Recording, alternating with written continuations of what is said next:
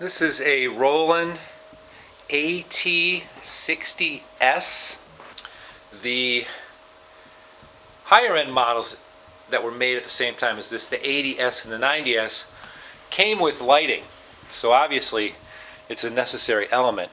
And the lighting's mounted up under here, okay? And it lights this whole panel so you can see the switches and everything you need to touch. Again, it looks better on camera.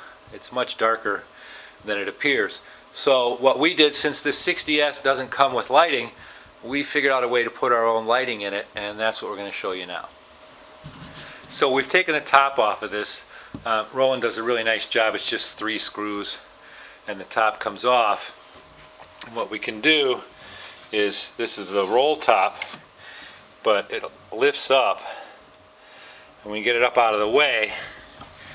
If you look in here, this black piece right here, see how it stops? And then there's another one right here, and it stops right there. Okay, those pieces are the actual light boards for the AT-80S and the AT-90S. Now, like I said, this unit didn't come with lighting, but the boards are in there. Again, it's this black board and it's this black board. Well, between these there's a channel. It's a nice little channel right here between this board and the front dress plate of the organ. And believe it or not, you'll see I've got a yardstick right here. That channel is just wide enough to hold a yardstick. And that's going to become our lighting. So we want to do this where you don't add any, we're not changing any of the configuration in the organ. So all we did was we took a yardstick, and then this strip, I get in real close, this is adhesive, flexible LED strip that you can buy at any, any store, Home Depot, whatever. And it's nice because with this lip, let me pull this back, it actually leans forward. Yeah, I can show you like that. See how it leans forward? And that little bit of angle gives us the lighting we need to shine down here and light up this instrument panel and the control panel. Power wire, we gave it a little tape job right there, and it goes down. If you can see in there, there's a hole.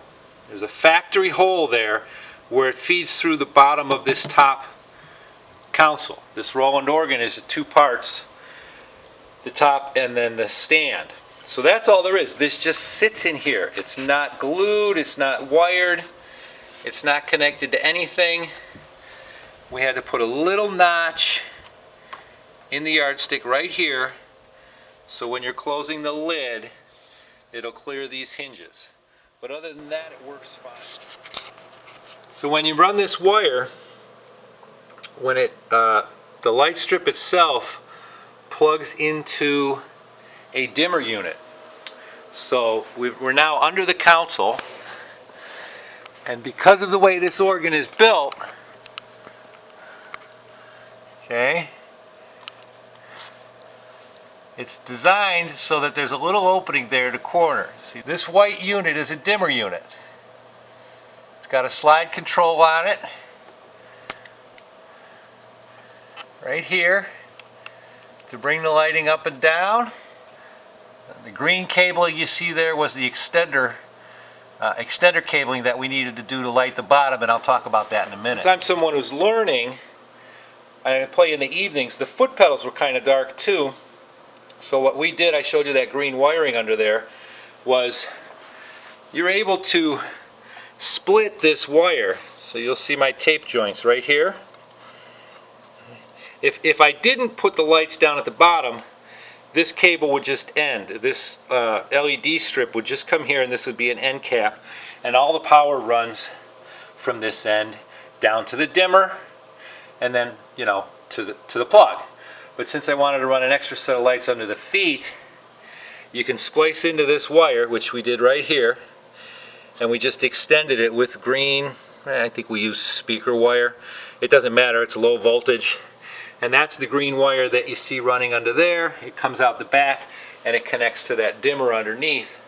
So now the dimmer controls both the light that you see on top, and then what we did down here for the legs was we ran another LED strip right there, and it terminates right here at this end. There's nothing connected to it.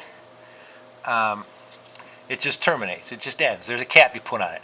Now, because they're LEDs, they're super bright, and I wanted bright up on top, but on the bottom here, all I wanted to do was give the pedals a little bit of light.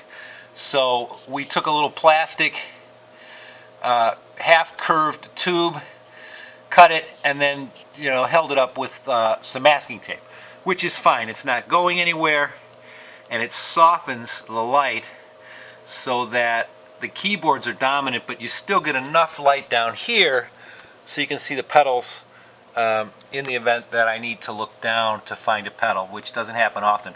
But it also looks really cool. So now we'll button this back up and show you what it looks like with the lights on. Now here it is as it came from the factory. You see that the music light is on, and the music light lights the keyboards quite well, but now you can't see the instrument, or the, I don't know what you call it, the control panel. You can't see it at all. And that's really the experience that I have playing it. So when we bring the lights up and turn it on, you can see what a difference it makes. Makes it very playable, makes it very attractive as well. If we bring it up a little higher, like that, now you can see the illumination on the underside for the pedals. Again, it's much softer, but it's there, so you can see your feet if you need to. With it off, there's nothing. There it is with it on again.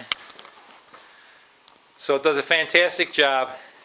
It's an easy fix for the lighting situation. There it is.